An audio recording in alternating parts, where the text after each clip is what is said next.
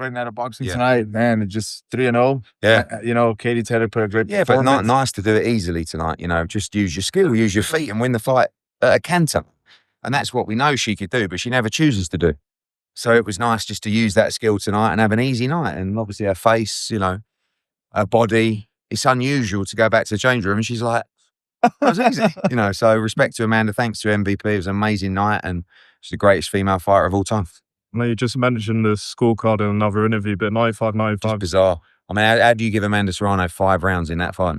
Like, respect to her, but after 6 rounds, it's like she just conceded the fight. She lost 7, 8, 9, 10, probably 6, 5. I mean, maybe the first 3 rounds were like nip and tuck, but after that, it was all Katie Taylor. So just bizarre from Mark Lyson. And like, he's a great referee, great judge, but I just baffled. I mean, you get Netflix with a narrative calling it a draw as well, I think, which is just people don't know what they're watching. Had her up. They had Serrano up going into the 10. I think it was like 8. Just so bizarre. 6, 8, so bizarre.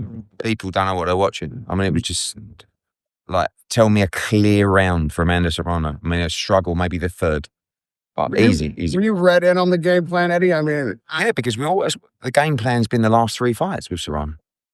This is just the first time she's done. You can't live with Katie Taylor's skill and speed. But if you stand and fight with Amanda Serrano, she's a warrior. She punches very hard. She'll draw you in. And she allowed her to do that over the last 2 fights. But when she does that, she's unbeatable. But she don't always choose to do that. But it was nice to see that under that kind of pressure at this stage in her career to produce a performance like that.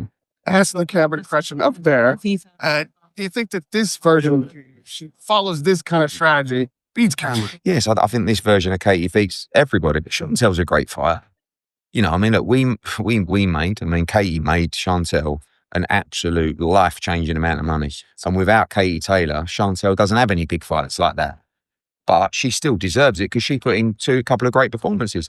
So we got a load of options if Katie fights again. And I've never heard her say, I don't know if I'll fight again. So we have to have that time to reflect, and maybe that's the end of the road. And if you go out like that, what a career. Yeah, there's another guy who never knows if he's going to fight again. He's just come out of his 5th retirement. He's calling for Usyk. I thought it was going to be Joshua. You thought it was going to be Joshua. I said that it wasn't going to be Joshua because he plays this game quite often, Anthony. What is going on with Fury? And is he just using Joshua again? No, I think the time of trying to understand what's going on with Tyson Fury is long gone. You know, our focus now is to return at the end of the year. There's a couple of opponents in question. Mr. Paul is, one of them. And then I believe we'll fight Tyson Fury next year. But it's going to be down to Tyson Fury. Obviously, we've had our meetings with Turkey Al-Sheikh this week. He's got big plans for Anthony Joshua. And, those two, Anthony Joshua and Katie Taylor, spearhead the stable. So on we go.